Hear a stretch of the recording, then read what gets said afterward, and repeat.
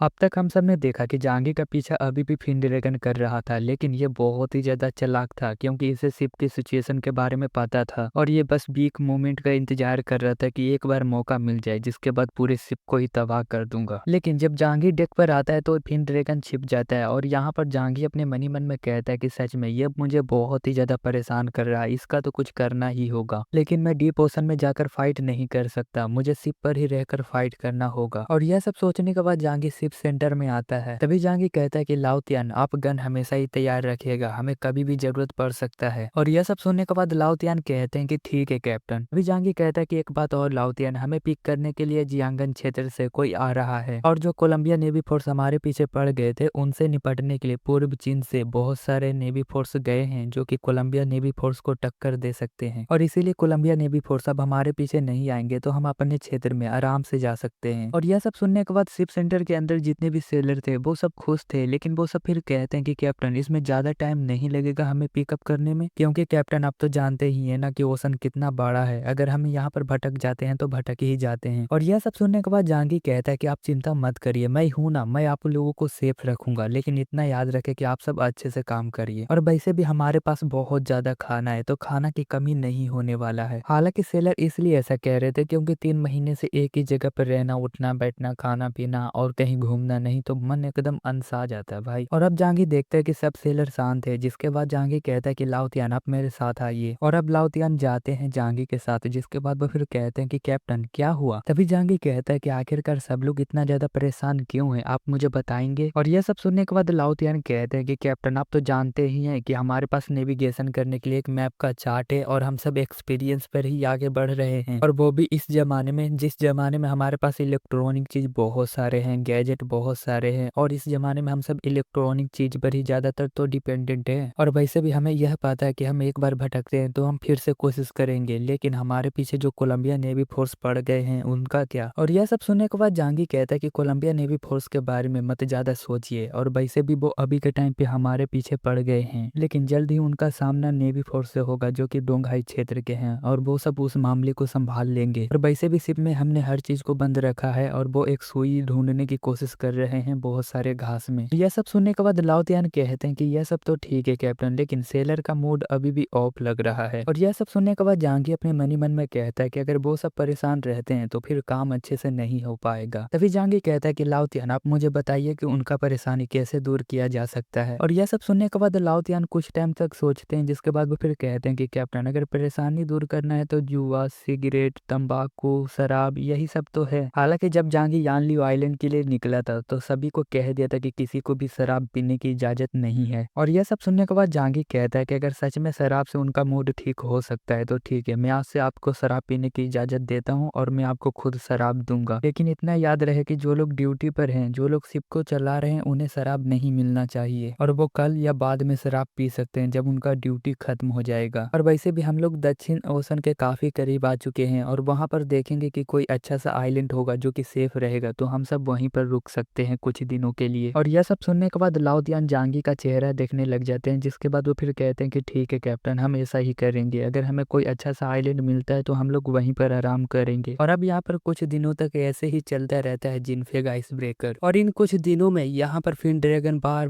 बार ship के आसपास दिखाई दे रहा था, लेकिन फिन ड्रैगन को यह पता था कि इस शिप में एक ही इंसान है जो कि मुझे खत्म कर सकता है, लेकिन और दूसरा यहाँ पर कोई भी पावरफुल नहीं है, और वो हमेशा ही वीक मोमेंट ढूंढता रहता था और हमला करता रहता था। लेकिन जांगी को हमेशा ही टाइम इको वाली एबिलिटी से उसे पता लग जाता था कि सामने खतरा है, जिसके बाद वो हमेशा डेक पर आता था और फिन ड्रैगन के हमले को अब्सॉर्ब कर लेता था। और 2 से 3 दिन ऐसे ही चलता रहा और जांगी पूरी तरीके से अच्छे से सो नहीं पाता था, जब भी 1-2 घंटे में उठा ही देता था फिन ड्रैगन। और अब यहाँ पे ऐसे ही करते करते 3 दिन बीत चुके थे और ये चौथा दिन था और ऊपर से शाम भी हो चुका था। लेकिन इसी टाइम पे आते हैं लाओतियान जांगी के पास, और इस टाइम पे जांगी बहुत ही ज्यादा थका हुआ था क्योंकि वो सो नहीं पाया था। तभी वो कहता है कि लाओतियान क्या हुआ, इस टाइम पे आए हैं। तभी लाओतियान कहते हैं कि कैप्टन, हमें एक आइलैंड मिला है लेकिन वहां पर बहुत ही ज्यादा कोहरा और बहुत ही ज्यादा आइस भी है, तो हमें इस टाइम पे क्या करना चाहिए। और इस टाइम पे जांगी को समझ में आ गया था कि हम जब किनारे पर जाएंगे तो हम सब डीप ओशन से कुछ टाइम के लिए तो बचेंगे, और वैसे भी फिन ड्रैगन के लिए डीप ओशन एक वरदान की तरह है, लेकिन मैं किनारे पे रहूंगा और वो किनारे पर मुझे दिखता है तो मैं उसे खत्म कर सकता हूँ। और अब जांगी कहता है कि लाओतियान चलिए हम सब वही आइलैंड आइलैंड पे एक दिन आराम करेंगे और उसके बाद ही वहां से निकलेंगे। और यह सब सुनने के बाद लाओतियान जाते हैं और सीधा अब यहाँ पर आइस ब्रेकर सीधा कोहरे और आइस की तरफ में आगे बढ़ जाता है आइलैंड पर। दूसरी ओर यहाँ पर फिन ड्रैगन को पता लगता है कि उसका टारगेट बहुत ही दूर जा रहा है, जिसके बाद वो बहुत ही ज्यादा गुस्से में था। लेकिन फिन ड्रैगन को यह भी पता था कि मैं गहरे पानी में ही छिप सकता हूँ, उस पर जाकर अगर हमला करता हूँ तो वो मुझे खत्म कर सकता है। लेकिन अब फिन ड्रैगन यहाँ पर फैसला करता है कि मैं उस पर अभी जाकर हमला नहीं करूंगा, जब उसका बीक मूवमेंट देखूंगा तभी हमला करूंगा, मतलब जब वो गहरे पानी में आएगा तभी हमला करूंगा। दूसरी ओर हम सब देखते हैं कि जहांगीर डॉक्टर झाऊ के पास जाता है, जिसके बाद वो फिर कहता है कि मुझे बहुत ही ज्यादा नींद आ रहा है, मुझे सोना है अभी। और यह सब सुनने के बाद यहाँ पर डॉक्टर झाऊ कहते कि क्यों ना आप मेरे गोद में सो जाइए। और यह सब कहते हुए डॉक्टर झाऊ बहुत ही ज्यादा ब्लश करने लग जाती है। लेकिन जहांगीर को इस टाइम पे बहुत ही ज्यादा नींद आ रहा था और इसलिए वो जल्दी से डॉक्टर झाऊ के गोद में लेट जाता है। अब जहांगीर गहरी नींद में चला जाता है क्योंकि वो 2-3 दिन से नहीं सोया था। दूसरी ओर हम सब देखते हैं कि आइस ब्रेकर के मतलब शिप के सबसे निचले वाले केबिन में बहुत सारे लोग रहते हैं, उन्हें जल्दी बाहर निकलने के लिए नहीं दिया जाता है। लेकिन आज उन्हें पता लगता है कि पास ही में एक छोटा सा आइलैंड है और ये सब खुश होकर एकदम बाहर निकलते हैं और ताजी हवा लेने लग जाते हैं। हालांकि लाओतियान भी यहीं पे रहते हैं, लेकिन उन्हें पता था कि इंसान बंद रहकर बहुत ही ज्यादा नर्वस और पागल हो जाएगा और इसलिए वो छोड़ देते हैं कि चलो थोड़ा हवा खाने दो इन्हें। तभी लुदहाई और उसके दोनों भाई सीधा लाओतियान के पास जाते हैं और कहते हैं कि वाइस कैप्टन, क्या आप मुझे दे सकते हैं मछली पकड़ने के लिए कुछ सामान, क्योंकि मैं मछली पकड़कर सबको खाना खिलाना चाहता हूँ। अच्छा। और यह सब सुनने के बाद लाओतियान हंसते हुए कहते हैं कि क्यों नहीं, आप फिशिंग करने के लिए फिशिंग रोड ले सकते हैं। और यह शब्द सुनते ही यहाँ पर जितने भी लोग थे वो सब ताली बजाने लग जाते हैं कि लाओतियान बहुत ही अच्छे हैं। और यहाँ पे कुछ लोग लेट जाते हैं, कुछ लोग फिशिंग करते हैं और यहाँ पर सब लोग बहुत ही ज्यादा इंजॉय कर रहे थे। हालांकि इस टाइम पे -40 डिग्री टेम्परेचर था, फिर भी लोग इंजॉय कर रहे थे, मजे उठा रहे थे। और इस टाइम पे झू यूके भी टोमी को लेकर बाहर निकलती है और ठंडी हवा खाने लग जाती है। और इस टाइम पे झू यूके जैसे ही ओशन को देखती है उसके मन में यही ख्याल आता है कि क्यों ना इस बच्चे को ओशन में फेंक दिया जाए और छुटकारा पा लिया जाए। तभी झू यूके फिर से सोचती है कि नहीं नहीं, मैं बच्चे की जान कभी नहीं ले सकती, मैं इतनी भी बुरी नहीं हूँ, लेकिन मैं इस बच्चे से बहुत ही ज्यादा थक चुकी हूँ, मुझे क्या करना चाहिए। तभी झू यूके का नजर जाता है झांग बेई बेई पर, जो कि स्नोवुल्फ की पत्नी है। और इस टाइम पे झांग बेई बेई बच्चों के साथ मछली पकड़ रही थी। और इस टाइम पे झू यूके अपने मनी मन में सोचती है कि झांग बेई बेई बच्चों से अच्छे से बात करती है, ऊपर उससे प्यार भी बहुत ज्यादा करती है, तो क्यों ना इस बच्चे को उन्हें दे दिया जाए। और यह सब सोचने के बाद झांग बेई बेई के पास जाती है झू यूके। तभी झू यूके कहते हैं कि झांग बेई बेई, मुझे लगता है कि आपको बच्चे पसंद है। तभी झांग बेई बेई मुस्कुराते हुए कहती है कि हाँ, हमें बच्चे पसंद है और मैंने तो प्लान भी किया था, और इसके बाद तो यही सब हो गया अपोकलिप्स। तभी झू यूके कहती है तो क्यों ना आप इस बच्चे को रख ले, ये बच्चा बहुत ही अच्छा है और दिखने में भी अच्छा लगता है, और ऊपर से इसका नाम भी अच्छा है टॉमी, और आपको इसको बस पालना है, मैं इसका खाना वाना आपको सब दे दूंगा। और यह सब सुनने के बाद झांग बेई बेई कहती है कि मिस जू, आप नहीं जानती हैं कि अपोकलिप्स के बाद हम खुद को ही नहीं संभाल पाते तो दूसरे के बच्चे को कैसे संभाल पाएंगे। और यह सब सुनने के बाद झू यूके थोड़ा उदास हो जाती है, जिसके बाद वो फिर चली जाती है। और ये चैप्टर को यहीं पे एंड करते हैं। मैं